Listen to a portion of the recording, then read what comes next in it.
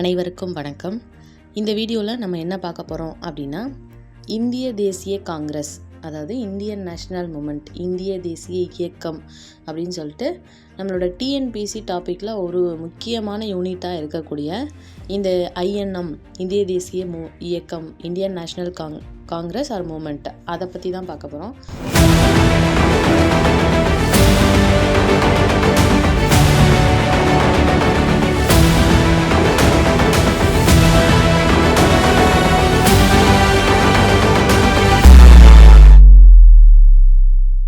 So இந்த இந்திய தேசிய இயக்கம் அப்படின்றது இது ஒன்று கவர் பண்ணி நம்ம என்னெல்லாம் பண்ணலாம் அப்படின்னா, இது எங்கெல்லாம் டச் ஆகும் அப்படின்னா, பொலிட்டிக்கல் சயின்ஸோட பேக்ரவுண்டில் வரும். அதாவது இந்திய அரசியலமைப்போட ஒரு பெரிய பேக்ரவுண்டு ஐஎன்எம் அப்படின்றது வரும். ஸோ இதில் படிக்கும் பொழுதே நம்ம என்ன பண்ணுவோம் அப்படின்னா, தமிழ்நாடோடது படிச்சுட்டு வருவோம். அப்போ தமிழ்நாடோட அந்த யூனிட் 8, யூனிட் 9 நம்மளுக்கு நிறையா கவர் ஆகும். ஏன்னா இப்போ ஒவ்வொரு இயக்கங்கள் படிக்கும் பொழுதும் அது மத்திய அரசுக்கிட்ட யார் பண்ணியிருப்பா, அதே டைமில் அது வந்து ப்ராவின்சஸாக, அதாவது மாகாணங்கள், மதராஸ் போன்ற இடங்களில் எப்படி இருந்துச்சு, அங்கே யார் அந்த இயக்கத்தை தலைவி தங்கி நடத்தினது அப்படின்றதெல்லாம் படிப்போம். ஸோ அதனால் இது ஒரு பயங்கர யூஸ்ஃபுல்லாக இருக்கும். ஐஎன்எம் ஃபுல்லாக கிளியராக படிச்சுட்டு போகணும். ஏன்னா இதிலேருந்து ரொம்ப ஈஸியான கொஷின்ஸ் தான் கேட்குறாங்க. ஸோ அதனால் கொஞ்சம் கிளாஸ் அட்டென்ட் பண்ணி இதை வந்து நீங்கள் நோட்ஸ் எடுத்து நல்லா படிச்சிங்கனாலே ரொம்ப ஈஸியாக தான் இருக்கும். இது ஐஎன்எம்க்கான ஒரு இன்ட்ரொடக்ஷன் கிளாஸ் தான். இப்போ நம்ம ஐஎன்எம் வந்து நெக்ஸ்ட் கிளாஸ்லேருந்து நம்ம ஸ்டார்ட் பண்ண போகிறோம். இது ஒரு இன்ட்ரொடக்ஷன், என்னெல்லாம் படிக்க போகிறோம், ஸோ அப்படின்ற ஒரு பெரிய இன்ட்ரொடக்ஷன் வந்து இந்த இந்தியன் நேஷ்னல் மூமெண்ட் அப்படின்றதில் நம்ம படிப்போம். ஸோ இதில் என்னெல்லாம் படிக்கணும், எதெல்லாம் படித்தா அவங்களுக்கு கவர் ஆகும் அப்படின்றத நம்ம சொல்ல போகிறோம்.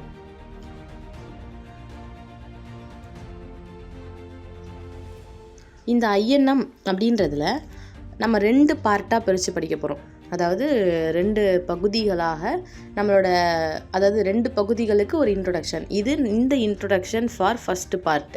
ஏன்னா நீங்கள் வந்து உங்களுக்கு என்ன படிக்கிறீங்க, அடுத்தடுத்து என்னென்ன வீடியோஸ் வரப்போகுது அப்படின்றது உங்களுக்கு தெரியணுன்றதுக்காக தான் இந்த ஒரு இன்ட்ரொடக்ஷன், அறிமுக வகுப்பு அப்படின்றது.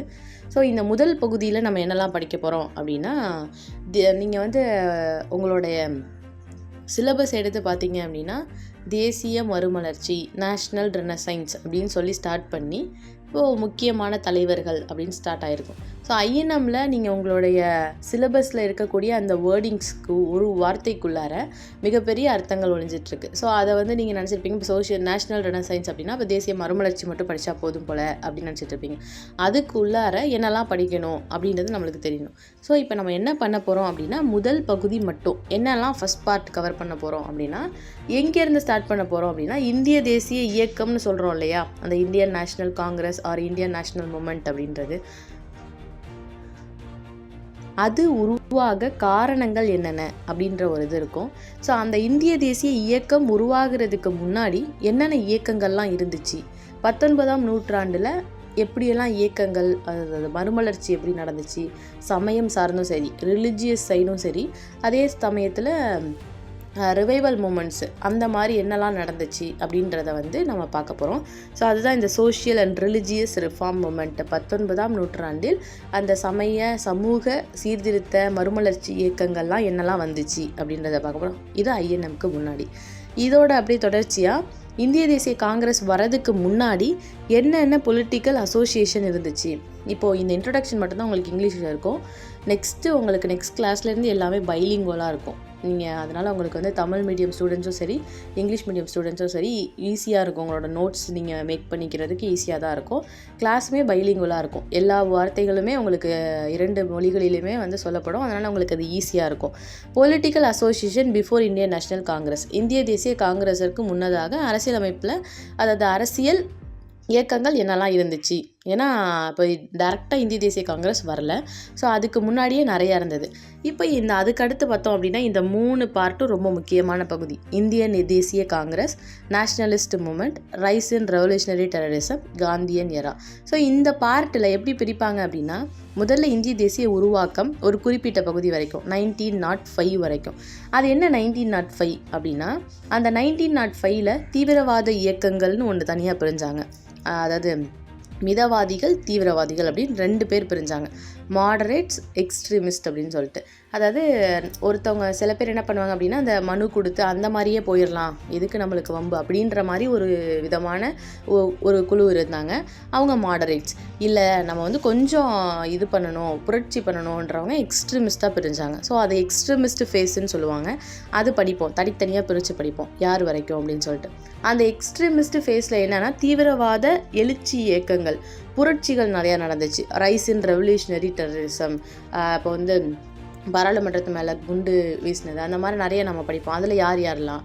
அதுக்கப்புறமேட்டு இன்னும் கொஞ்சம் 2-3 பேரோடைய அந்த டெரரிசம் ஆக்டிவிட்டீஸ், அதாவது புரட்சிக்காக ரெவல்யூஷனரி டெரரிசம் அந்த மாதிரியான விஷயங்கள் படிப்போம். அதுக்கப்புறம் காந்தி எப்போ தென்னாப்பிரிக்காலேருந்து இங்கே வந்தார், அவர் வந்து இந்திய தேசிய காங்கிரஸ்க்கு உள்ளார போகிறதுக்கு முன்னாடி என்னென்ன இயக்கங்களில் என்னென்ன புரட்சிகள் பண்ணாருன்றதை பார்ப்போம்.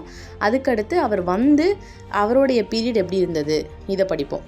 அதுக்கப்புறம் இது ஃபுல்லாக இப்போ காந்தியின் எரா ஃபுல்லாக படிச்சிட்டோம் அப்படின்னா நம்ம வந்து க்ளோஸ் டு த இண்டிபெண்டன்ஸ், அதாவது நம்மளுடைய இந்திய சுதந்திரத்திற்கு நெருங்கி வந்துட்டோம் அப்படின்னு அர்த்தம். அப்போது நிறைய இது ஒரு பக்கம் இருக்கிறப்ப இந்த இன்னொரு சைடில் யாரெல்லாம் இருப்பாங்க அப்படின்னா அந்த கவர்னர்ஸ், ஆளுநர்கள், வைசிராய்ஸு, அப்புறம் அவங்க எல்லாருமே நிறைய பேர், ஏன்னா பிரிட்டிஷோட ஆளுகை கீழே தானே நம்ம இருந்தோம். ஸோ அவங்கள பற்றி சைட் பை சைட் படிப்போம். அது ஒரு செகண்ட் பார்ட்டில் நம்ம அதை படிப்போம். இங்கே அதை கன்ஃபியூஸ் பண்ணாமல் நம்ம அதை செகண்ட் பார்ட்டில் படிப்போம். அப்போ அந்த மாதிரி கமிட்டிஸ், கமிஷன்ஸ், குழுக்கள் ஏதாவது இருந்துச்சா இந்திய சுதந்திரத்துக்கு முன்னாடி, அதை படிப்போம். அப்புறம் ட்ரைபல் மூமெண்ட்ஸு என்னெல்லாம் வந்து ட்ரைபல் மூமெண்ட்ஸ், அதாவது இந்த விவசாயிகள் அந்த மாதிரி புரட்சி பண்ணது, அதெல்லாம் படிப்போம். அதுக்கப்புறம் எப்படி வந்து நம்மளுக்கு சுதந்திரத்துக்கு அப்புறம் இந்த சுதந்திரத்துக்கு முன்னாடியும் சரி சுதந்திரத்துக்கு அப்புறமும் ஒரு குறிப்பிட்ட காலத்திற்கு எப்படி இந்திய பத்திரிகை வளர்ந்துச்சு, இந்த கல்வி முறை, இப்போ இருக்கிற கல்வி முறை எப்படி டெவலப் ஆணுச்சு. லேண்ட் டென்யூர் சிஸ்டம் ரொம்ப முக்கியமான டாபிக். இந்த நிலச்சுவார்ந்தாரர்களோட அந்த ஜமீன்தாரர்கள் அவங்கெல்லாம் எப்படி லேண்ட் டென்யூர் சிஸ்டத்தில் வந்து ஃபாலோ பண்ணாங்க, ஒவ்வொரு வைஸ்ராய்ஸ் என்னென்ன மாதிரியான அந்த சிஸ்டத்தை வந்து இன்ட்ரடியூஸ் பண்ணாங்க அப்படின்றத படிப்போம். இதுதான் முதல் பகுதி. இந்த ஓவர்வியூ உங்களுக்கு ரொம்பவே ஹெல்ப்ஃபுல்லாக இருக்கும். ஏன்னா உங்களுக்கு நீங்கள் என்ன படிக்க போகிறீங்க அப்படின்றது ரொம்ப முக்கியமாக தெரியணும். ஸோ அதனால் இந்த ஓவர்வியூவை நீங்கள் இதை வந்து எழுதி வச்சுக்கோங்க. இந்த ஆர்டரில் நம்ம ஃபஸ்ட்டு படிப்போம். இதை நீங்கள் படிச்சிட்டிங்கன்னா ஒரு மிகப்பெரிய பகுதி கவர் ஆன மாதிரி. இதுக்கப்புறம் நம்ம என்ன பண்ணுவோம் அப்படின்னா லெஃப்ட் ஓவர் தான். ஆக்சுவலி இதுவே தான் ஒரு ஃபுல் பார்ட்டு. லெஃப்ட் ஓவர்னால் வைசிராய்ஸ் அந்த மாதிரி. ஸோ இதெல்லாம் வந்து நம்ம செகண்ட் பார்ட்டுக்கு ஒரு இன்ட்ரொடக்ஷன் கொடுத்து அதில் படிப்போம். ஸோ என்கேஜிங்காக இருங்க. கொஞ்சம் அடுத்தடுத்த வீடியோஸை கரெக்டாக ஃபாலோ பண்ணுங்கள்.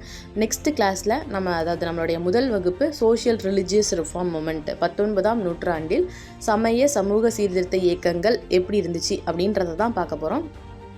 இது உங்களுக்கு அந்த இயர் யார் உருவாக்குனாங்க, அந்த இயக்கத்தை அவங்க என்னெல்லாம் பண்ணாங்க அப்படின்றத நம்ம ஷார்ட்கட்ஸோடு படிக்க போகிறோம். ஸோ அது உங்களுக்கு இன்னுமே கொஞ்சம் உங்களுடைய மெமரிக்கு பயங்கர யூஸ்ஃபுல்லாக இருக்கும். நீங்கள் அதை ஒரு கான்செப்சுவல் லேர்னிங்காகவும் இருக்கணும், அதே சமயத்தில் உங்களுக்கு அந்த இயர்லாம் ஞாபகம் இருக்கணும். ஸோ அதனால் நம்மளுடைய அடுத்த வீடியோவில் அந்த சமூக சமய சீர்திருத்த இயக்கங்களோடு நம்ம சந்திப்போம். நன்றி.